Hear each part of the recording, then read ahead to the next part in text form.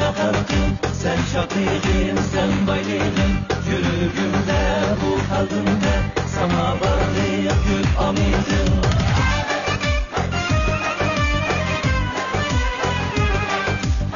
Hayatımsan, korkunum sen, ey aziz halkım. Sana bular mengülüm, mihir şefkitim. Var olemge dağlı sinin, yar mukamlirim. Hürüzendek itili duk, hem sazlirim. Merdane kız hem yigitler, vardır halkımda. Lavuldaydı gül haruti, yüreklerinde.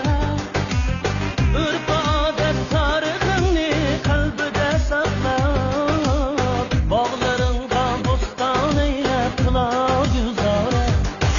Ana halkım, dana halkım, sen şafiğim, sen bayliğim. Yürüyümde, bu kalbimde, sana varlık gül amidim. Ana halkım, dana halkım, sen kumarım, sen rıkarım. Yürüyümde, bu kalbimde, sana varlık var amidim.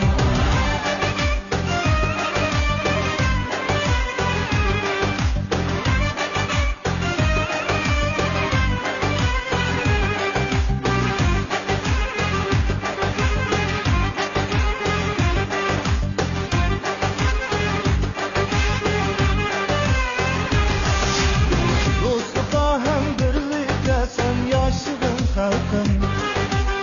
Capa görmey bucuk olsun senin asminin. Yaşlarını kullarda senin tarihin. Mengülükte saklanıp kalsın ana dilim. Cennetinge mengülükte bulman humma. Hizmetinde barça eller daima teyyar. Yaşamayman sazlarının tutar nazmedim.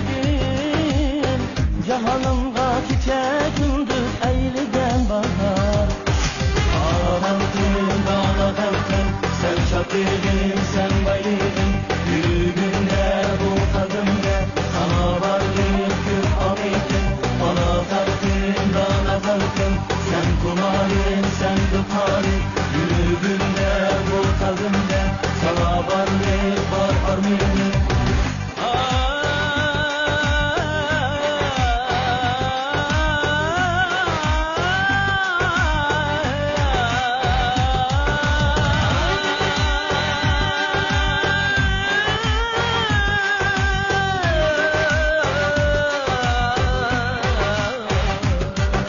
Ana halkım, dana halkım, sen şafiğim,